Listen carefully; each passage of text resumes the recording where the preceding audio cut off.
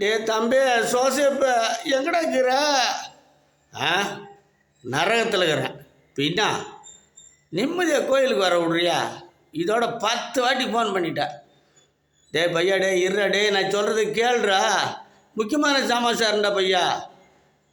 சொல்ல அந்த கோணக்காலம் மட்டும் புள்ளிவில்லை பின்னா அவனுக்கு. டே பையா, நான் சொல்கிறத கேளுடா பொறுமையா. நீ கோயிலுக்கு போன சமாச்சாரம் தெரிஞ்சிட்டு அந்த புள்ளிவெல்லாம் என்ன பண்ணான்னு தெரியுமா? நம்ம வடக்கால குண்டில் வரப்பை வெட்டிவிட்டு நம்ம கொல்லி மேலே அவனுக்கு கொல்லிக்கு எருவு அடிக்கிறானோடா சாமி.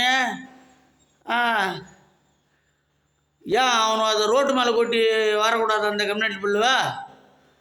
அட ஏன்டா கேட்குற? நாங்கள் சமாச்சாரம் ஆட்டு உங்கள் ஒப்பம் போய் என்னடா இது மாதிரி பண்ணுறீங்களாடா, வரப்பை வெட்டி ஆள் இல்லாத நேரத்தில் அநியாயம் பண்ணுறீங்களாடா பையான்னு உங்கள் ஒப்பம் மறிச்சானா எல்லாம் கும்பு கூட்டு அடிக்க வரோன்னு சாமி.